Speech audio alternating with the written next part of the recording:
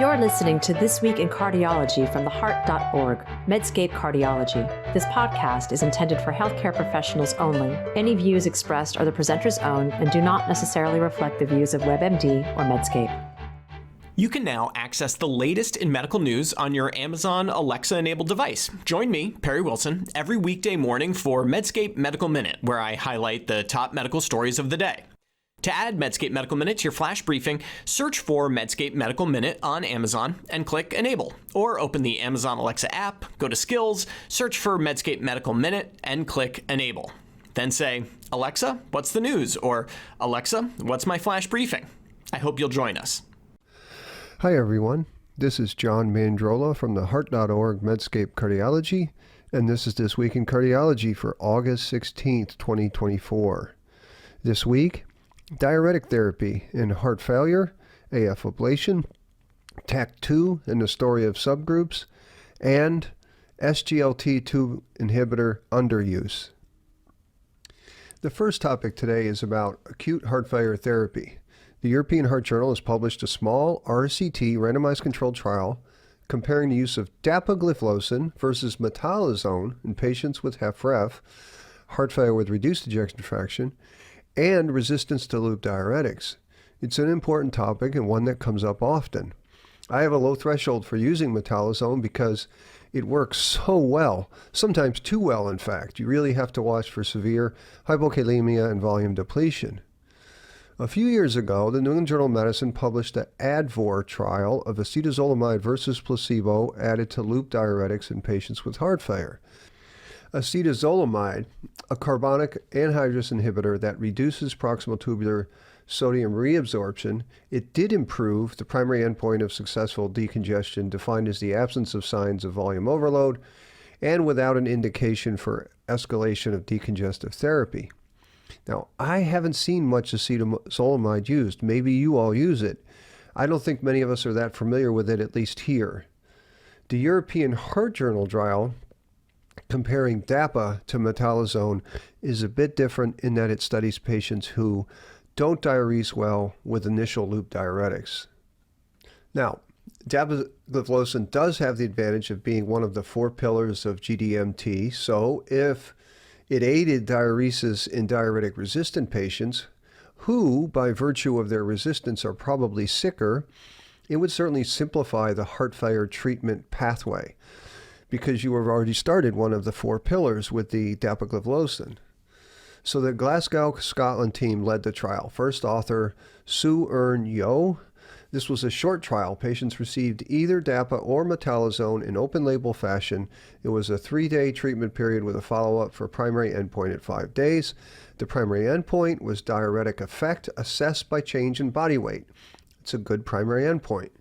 Secondary endpoints were change in pulmonary congestion, assessed by lung ultrasound, which is interesting, loop diuretic efficiency, which is the weight change per 40 milligrams of furosemide, and also a volume assessment score.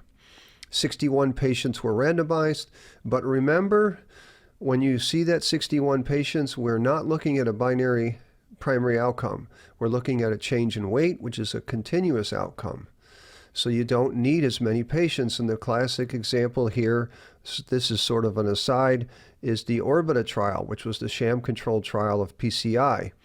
Now, when the results of Orbita showed no significant change in exercise time with PCI over sham, many criticized the study for being small, only 100 patients per arm.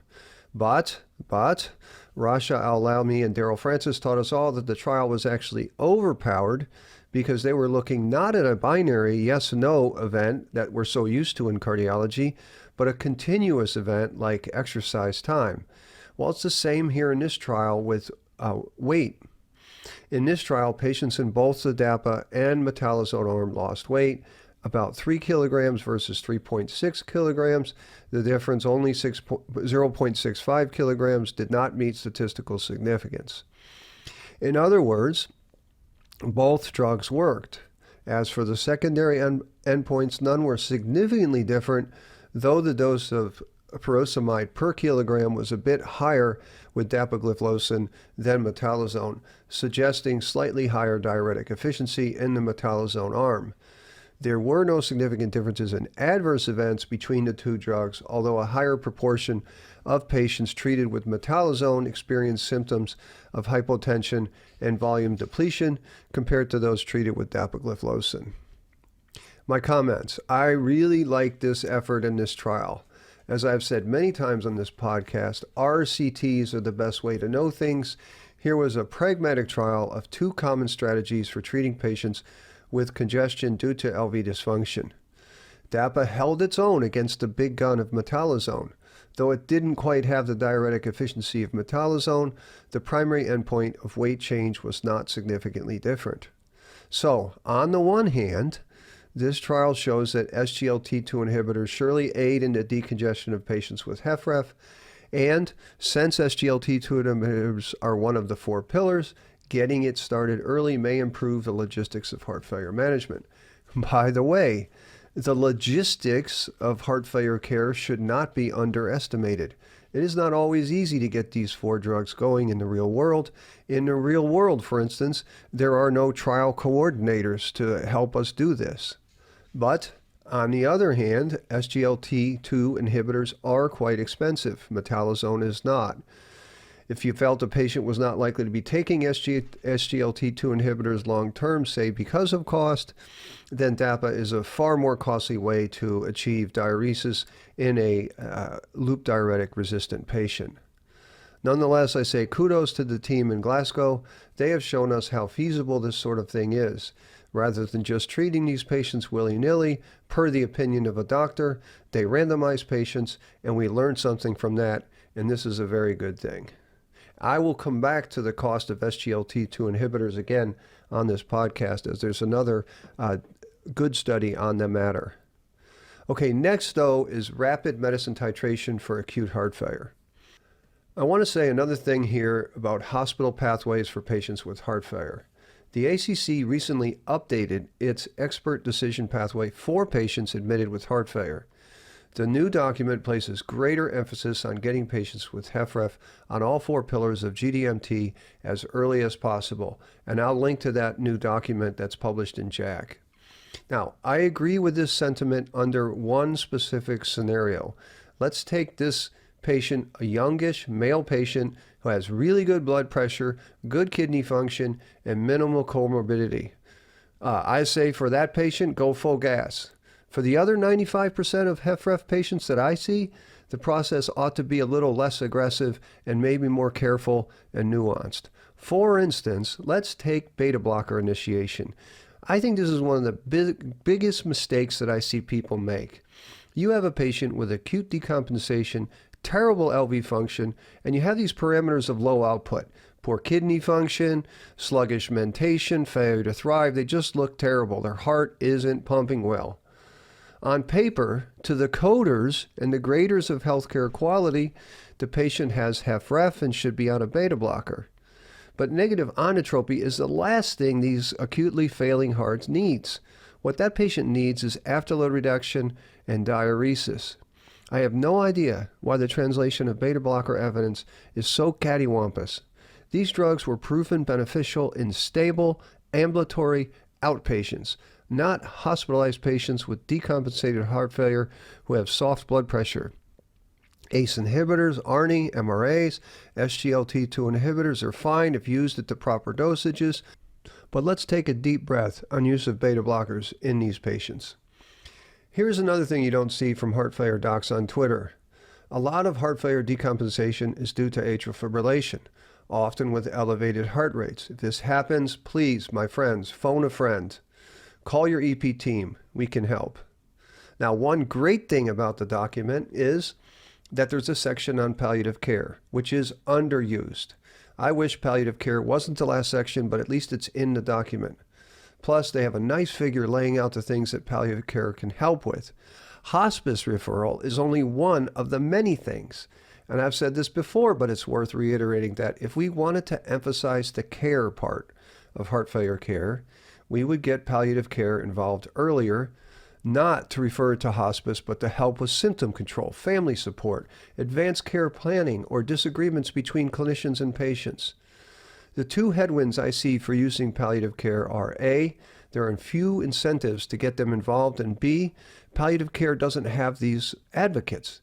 You see docs tweeting about ARNIs, SGLT2 inhibitors, devices, but there are few vocal advocates for palliative care. Instead, we hear about rapid titration of meds. My problem with this whole effort is that having a long and well-illustrated document makes it seem like heart failure care can be put on a protocol. I'm nearly 3 decades into my career, and I don't believe it can. Quality heart failure care requires everything. Knowledge about the drugs and devices, of course, but also the skill to apply the most beneficial and most likely to be tolerated therapies. And, of course, huge doses of caring. All right, now let's talk about SGLT2 inhibitor use in the United States. Jack has published an interesting study on the use of these drugs. First author is Jung M. Shin. Here is the deal. SGLT2 inhibitors have a Class 1A recommendation in heart failure, CKD, diabetes, and the authors sought to sort out SGLT2 inhibitor use in patients with these strongest recommendations. And they use data from the Optum Labs database over 2022 to 2023. So this was more than 3 million patients, and it's contemporary data. They found among patients with diabetes, 63% had a Class 1 recommendation, but only 11% were on the drug. Among non-diabetic patients, 6% had a Class 1 recommendation, only 3% received the SGLT2 inhibitor drugs. They also found that no system had greater than 25% SGLT2 inhibitor prescription rate among people who have these Class 1A recommendations. Though health systems with higher proportions of patients who had commercial insurance and lower proportions with Medicare, of course, had higher usages of SGLT2 inhibitor rates. Now, the editorial for this paper is actually what caught my eye. The editorial is titled Cardiovascular Care in the U.S., Penny Wise and Pound Foolish.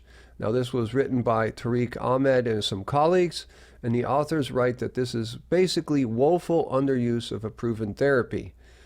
I like this quote, academic cardiologists find themselves in an ecosystem of bewilderment and frustration. They have penned thousands of manuscripts, delivered numerous talks, posted on social media, all decreeing the underuse of cost-effective and easy-to-administer treatments for the prevention and management of chronic cardiovascular diseases, yet every real-world study on the use of these basic treatments confirms a disheartening reality. Only a minority of eligible patients are prescribed these medications, end quote.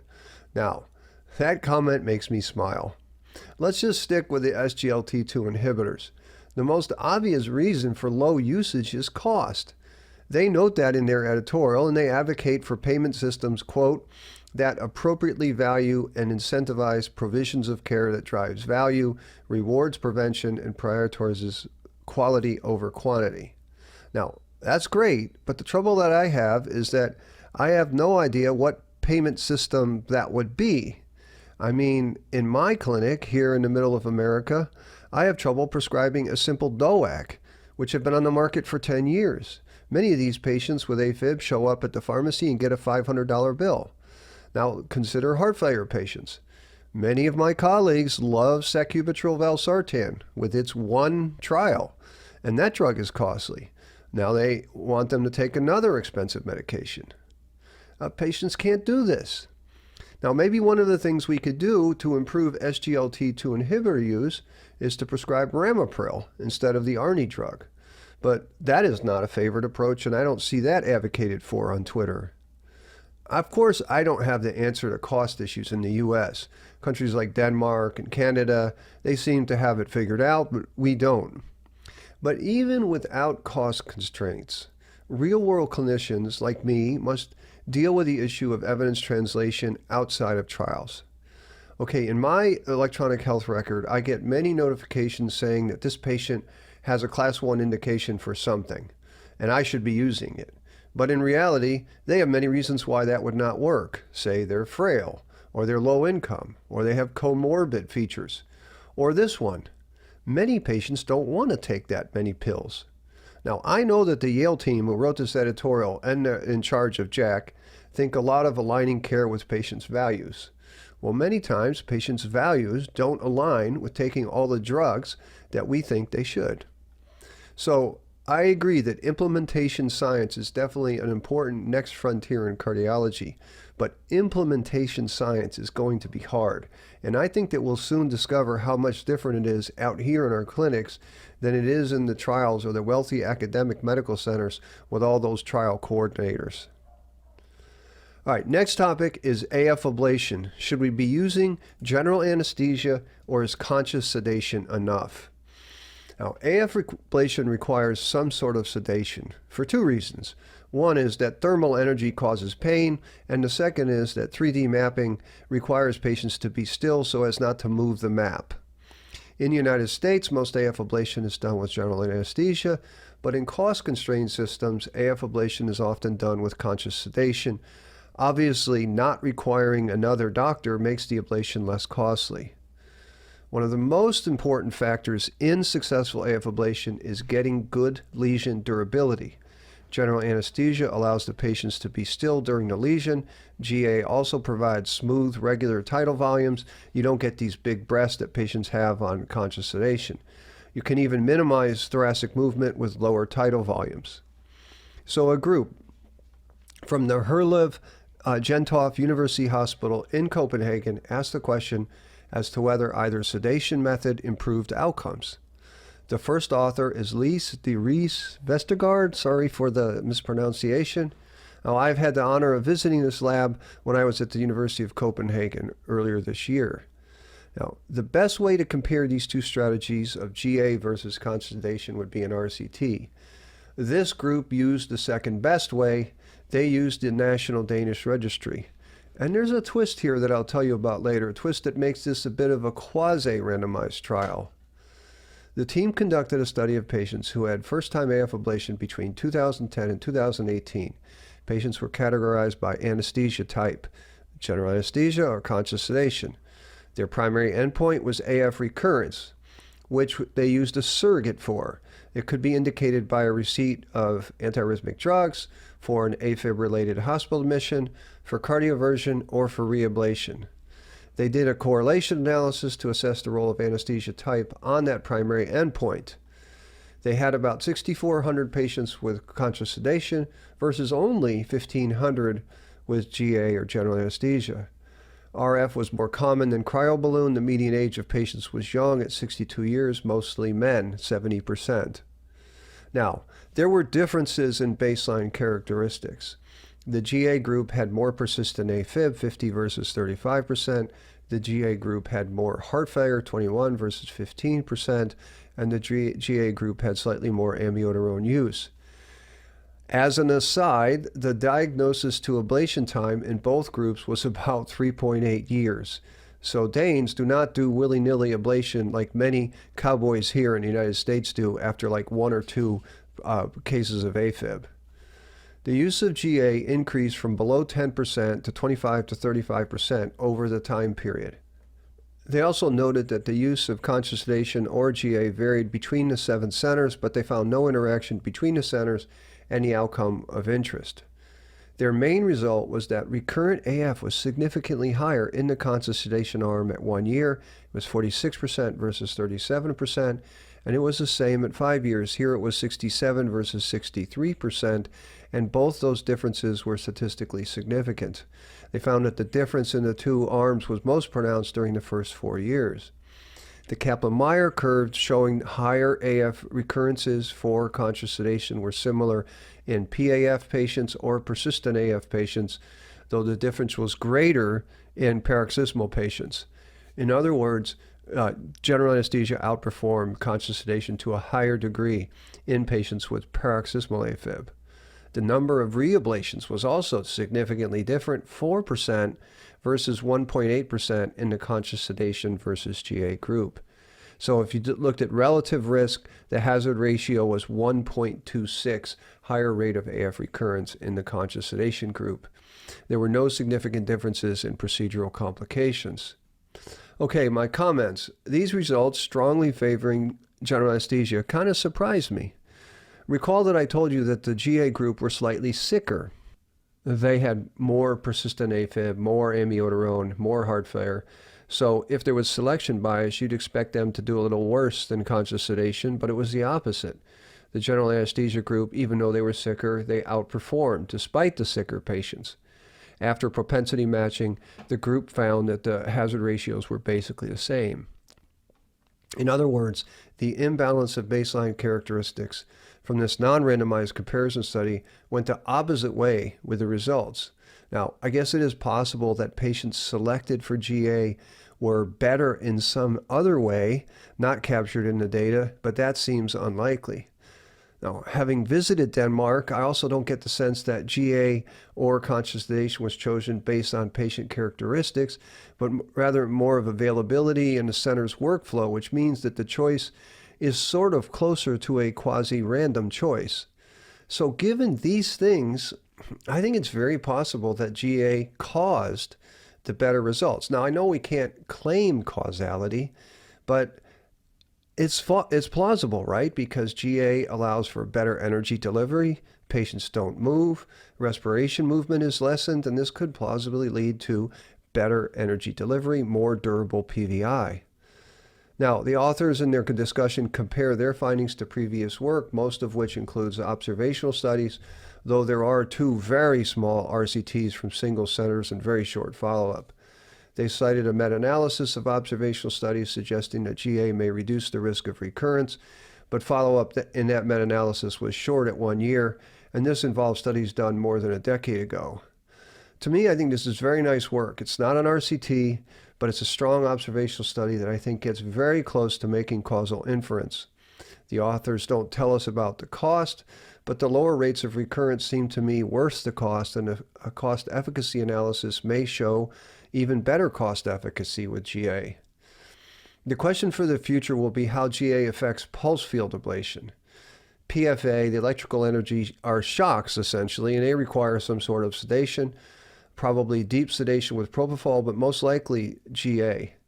Now, the contact and the quality of energy delivery is also an issue for PFA, so I would predict that general anesthesia will also excel in this energy modality.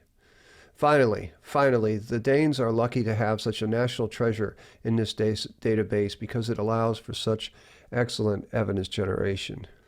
Okay, final topic today is the TACT-2 trial is published.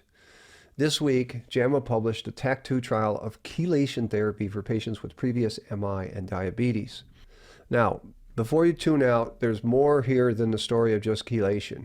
It's a story that really gets to the core of evidence appraisal. Now, chelation, of course, is not a mainstream therapy. Maybe you haven't even heard of it. The idea is to chelate heavy metals, mostly lead and cadmium, so that they can be excreted. Observational studies have associated heavy metals with atherosclerosis and bad outcomes. 11 years ago, Dr. Gervasio Lamas shocked the cardiology world when he presented the TACT-1 trial. That trial studied 1,700 patients who had had previous MI, and chelation reduced the incidence of primary composite endpoint of death, MI, stroke, revascularization, or angina by 18% over a placebo chelation. That hazard ratio of 0.82 met statistical significance, but barely. Now, this was a highly controversial trial because much of chelation is done outside of mainstream medicine by alternative medicine practitioners. There were editorials at the time questioning the validity of the trial, and Lamas, though, was and is an established academic researcher. Now, beyond the positive endpoint of TACT-1, there was this interesting subgroup finding wherein all the benefit from chelation seemed to occur in patients with diabetes. They subsequently published a subgroup finding in Circ Outcomes a year later in 2014. They had slightly more than a third of the patients in the main trial had diabetes. In these patients, chelation reduced the primary endpoint not by 18%, but by 41%. The confidence intervals that went from 0.44 to 0.79, and a highly significant p-value. And the absolute risk reduction was also substantial. It was 25% versus 38%, so the NNT was like 7 patients. Chelation also reduced all-cause mortality in this subgroup of patients with diabetes. Now think about this. If this were true, it would have been a scientific breakthrough worthy of a Nobel Prize, right? I say that because not only would it have established chelation as a disease-modifying therapy for atherosclerosis, but more importantly, it would have established a heretofore unrecognized cause of vascular disease, and that is heavy metal exposure. Now, that all happened about a decade ago. Now, recall that we always say subgroup analyses are, quote, hypothesis generating. We say that because trials are powered to find a difference in outcomes in the overall group of patients in the trial. But when a subgroup is a small subset and there isn't the power to detect differences, that means in those subgroups you may get false negatives. That is, not seeing an effect that's actually there, or you may see false positives, seeing something big that's just by chance, like the findings of astrological sign in ISIS-2. So Dr. Lamas went to work. He designed and conducted the TACT-2 trial, just in diabetics. Now, we know this from his presentation earlier that TACT-2 was a negative trial. The JAMA paper makes it official. About 950 patients, chelation versus placebo. Outcomes were about 35.6% in both groups. There was no difference, nada. None of the components of the primary endpoint differed. Chelation did reduce blood levels of lead, whereas lead levels remained stable in the placebo group. So despite this lead reduction, EDTA chelation was not effective in reducing major adverse cardiac events. So my comments, as I've said before, this is how medical science done well looks like. Instead of over-promoting a single trial and its strong heterogeneous treatment effect in diabetics, Lamas and his team sought to A, replicate the findings of chelation's benefit, and B, evaluate the subgroup finding. It's notable that in TACT-1, the diabetic subgroup had a massive 41% reduction in MACE, but in TACT-2, it was all zero. To me, this is a good lesson every time we get fired up about a possible subgroup finding. In fact, I think the lessons extend beyond subgroups to the positive trials themselves. The TACT trial teaches us that trials ought to be replicated. Statin drugs have hundreds of trials. We are confident that statins modify atherosclerosis. SGLT2 inhibitors, which I've mentioned on this podcast, have multiple positive trials, so we're confident that they modify disease as well. ACE inhibitors in heart failure are another example. Yet I often go back to sacubitril/valsartan, one trial, all the other trials essentially non-significant. In 2024 and beyond, it's going to be hard to improve on what we do now. Humans, we all have an expiration date. We die at age 85 or 90. And it's increasingly common that heart disease patients live so long that they die of something else. Our successes in cardiology make it even more pertinent to be cautious with positive trials. Replication has always been valuable, but I think it's more valuable in the current era. The TACT-2 authors speculate about why the trial of only diabetics came out negative. Maybe it is that lower baseline levels of heavy metal these days, and that's a possibility, but I think equally likely is that the first trial was positive based on chance. And I think it tells us that we should replicate positive trials. So that's it for this week in cardiology. As always, I'm grateful that you listened, and thank you. And if you like this podcast, please take the time, give us a rating, write us a review. If you don't agree with something that I say, go to the website, write a comment. I learn from these. Until next week, this is John Mandrola from the heart.org, Medscape Cardiology. You're listening to This Week in Cardiology from the heart.org, Medscape Cardiology. This podcast is intended for healthcare professionals only. Any views expressed are the presenter's own and do not necessarily reflect the views of WebMD or Medscape.